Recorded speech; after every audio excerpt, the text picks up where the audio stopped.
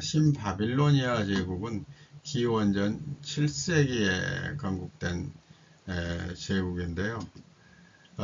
이 성경에 나오는 이제 악의 도시 바빌론 뭐 이러죠. 악과 뭐 죄악과 유흥의 도시 뭐 이렇게 나오는데, 자, 아시리아 영토는 기원전 7세기에 오면은 북쪽에서 일어난 메디아 제국과 갈대아족이 정복을 해서 모두 아시리아를 무너뜨리고 그 땅을 서로 나눠 가집니다. 여기를 경계로 해서 여기가 메디아 제국, 여기가 신바빌로니아 제국이죠. 자그로스 산맥을 경계로 해서 지금의 이란, 이라크 나누듯이 이렇게 비슷하게 나누었죠.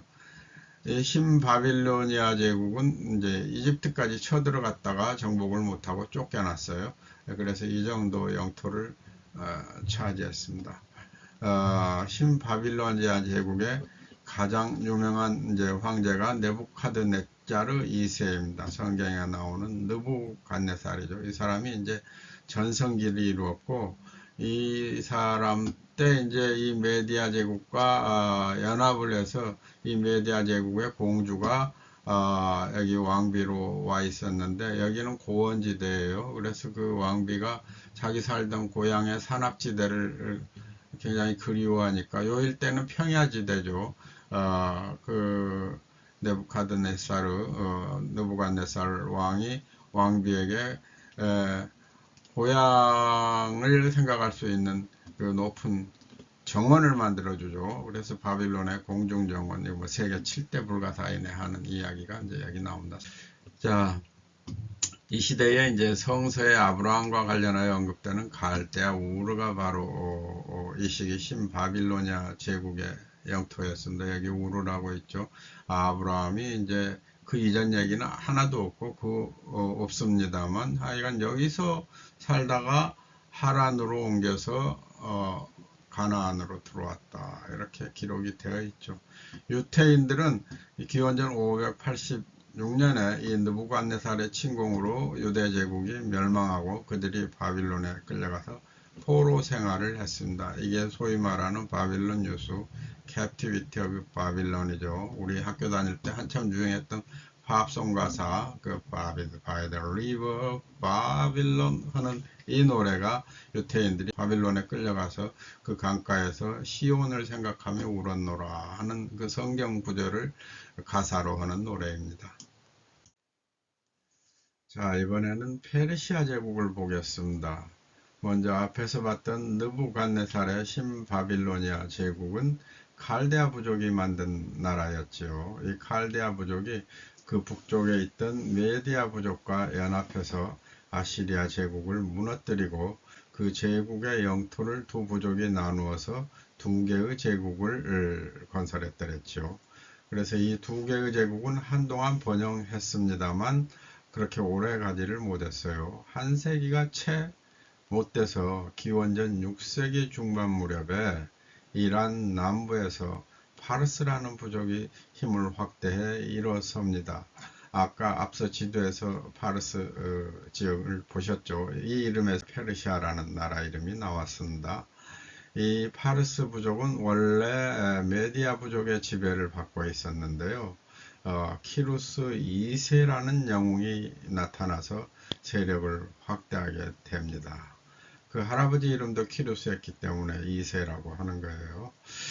그래서 이 사람은 먼저 기원전 550년에 미디아 왕국을 정복했고, 여기 안 적혀 있습니다만은 그 서쪽으로 유럽 쪽으로 지금의 터키 소아시아 쪽에 있던 리디아 왕국까지 정복을 했습니다. 그리고는 이 부분은 헤로도토스의 역사에 상세하게 잘 기록이 되어 있죠. 기원전 539년에는 신바빌로니아 제국도 마침내 정복을 합니다. 이 사람이 신바빌로니아 제국을 정복하고 거기 포로로 잡혀와 있던 그 약소민족들을 모두 해방시켜주고 당신들의 고향으로 돌아가서 당신들의 신을 섬겨라 라고 지시를 합니다. 그렇게 해서 이때 바빌론의 포로로 잡혀와 있던 유태인들도 고향으로 돌아가서 예루살렘 신전을 재건하죠. 이 사건이 성경에 기록되어 있는데요. 성경에서는 이 키루스 2세가 야훼의 부름으로 바빌론을 정복하고 유태인을 해방시켜준 고레스 대왕이라고 기록이 되어 있습니다. 성경에서 이방신들은 우상으로 간주하기 때문에 그 이방신을 섬기는 사람들을 칭찬하는 이야기가 없는데, 이 고레스 대왕에 대해서는 유일하게 아주 칭찬을 하고 있습니다. 이 고레스 대왕, 페르시아 민족은 조로아스터교를 믿었는데요. 이 사람이 바빌론을 점령하고서는 당시 바빌론 사람들이 섬기던 말둑신의 이름으로 선언문을 반포한 기록이 있습니다. 뒷장에서 좀 더 자세하게 설명하겠습니다.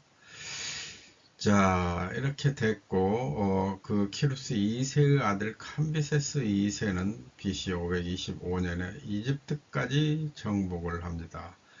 그렇게 해서 이 페르시아 제국은 약 200년 동안 굉장한 번영을 누렸는데요. 기원전 330년에 이제 알렉산더가 이끄는 그리스군의 침공을 받고 패전하면서 멸망합니다. 다리우스 3세라는 사람이 당시 황제였는데 알렉산더하고 싸워서 패전하고 도망갔다가 죽었죠. 이 페르시아 제국이 서쪽으로 지금의 터키 지역인 소아시아 지역의 영토를 확장하면서 유럽의 그리스 세력들과 이제 부딪히게 되는 것이죠. 이 슬라이드 우측에 제가 사진 2장을 넣어 두었는데요. 밑에 보시면 이란의 파사가르드에 있는 키루스 왕의 부조와 무덤이라고 써놨습니다. 우측에 있는 사진은 그 키루스 왕의 모습을 새긴 부조 비석이고요. 좌측에 있는 그림은 키루스 왕의 무덤입니다. 이것이 이제 페르시아 전쟁 중 파손되었는데, 알렉산더도 이 페르시아 제국을 자신이 침공해서 멸망시켰습니다만, 이 창건자인 키루스 왕을 매우 존경해서 이 묘소를 직접 찾아가서 참배하고 수리를 지시했다는 기록이 있습니다. 자, 이번에는 완전히 잊혀졌던 고대 서령 문자를 현대에 복원하는 데 결정적 기여를 하게 된 자료 하나를 소개하겠습니다.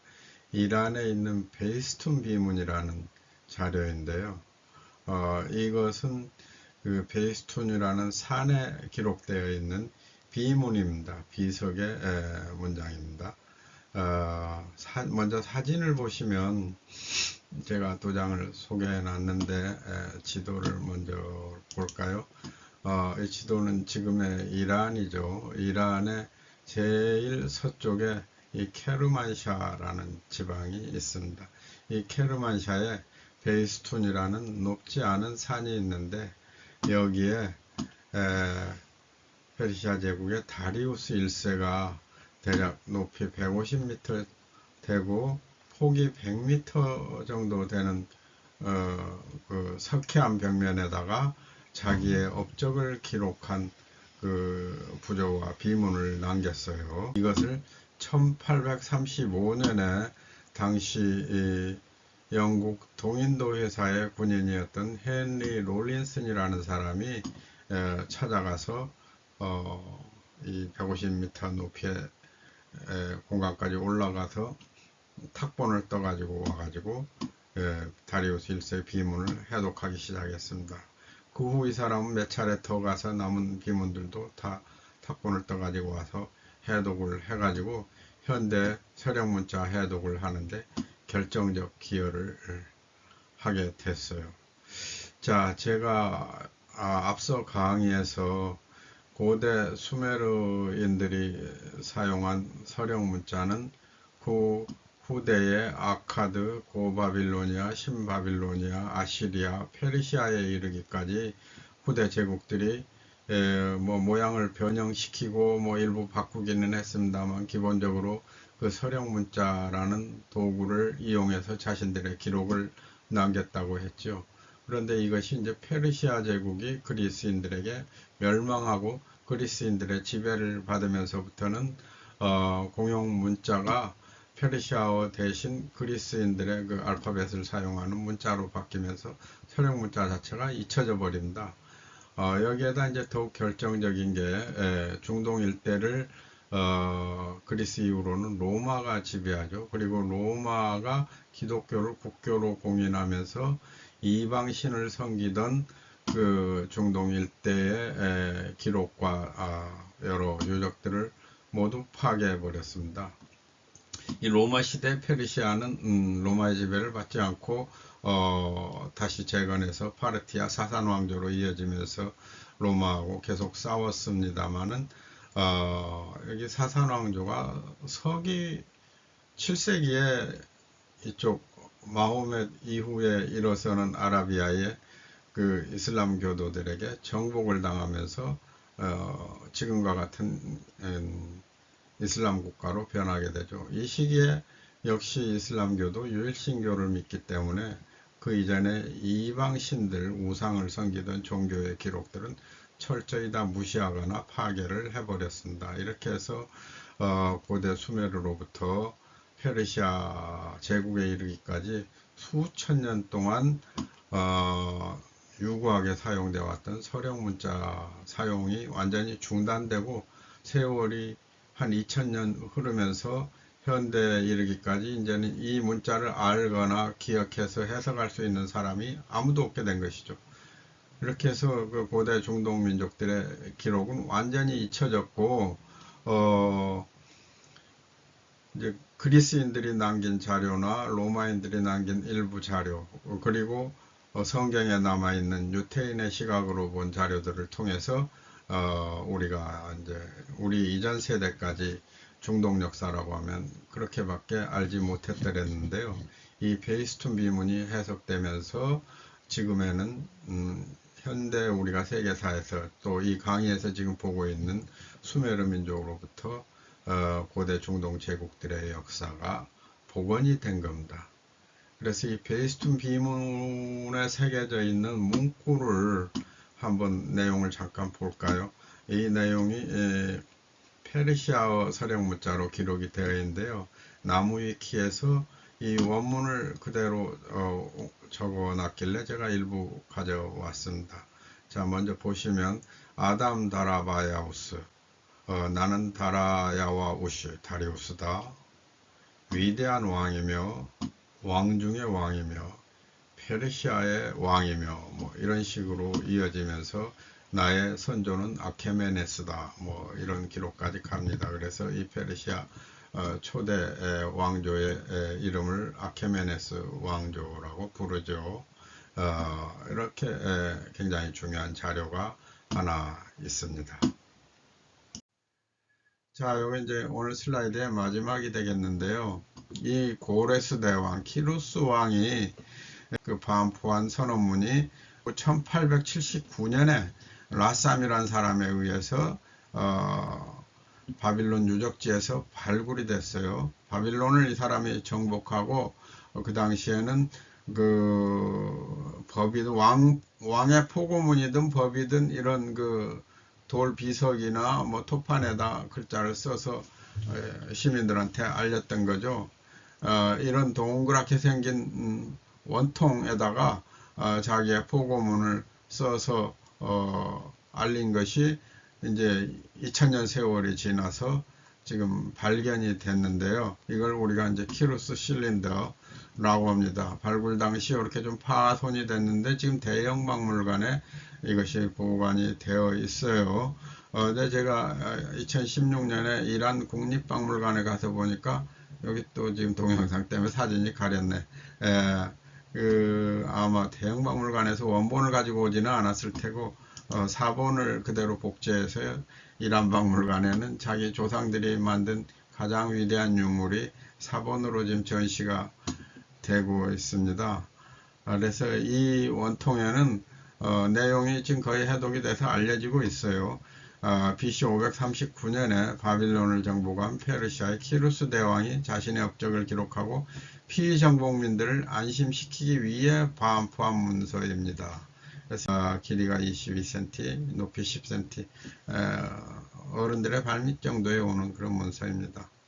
이 내용의 큰 틀을 보면 바빌론의 마지막 왕 나보니두스가 폭정을 해서 백성들이 괴로워하기 때문에 당시 바빌론 사람들한테 이제 선포를 하자니까 바빌론 신들이 사람들이 믿던 마르둑 신의 얘기를 꺼냈어요. 그래서 마르둑 신이 키루스를 불러 백성들을 폭정으로부터 해방시켜 주었다고 기술합니다.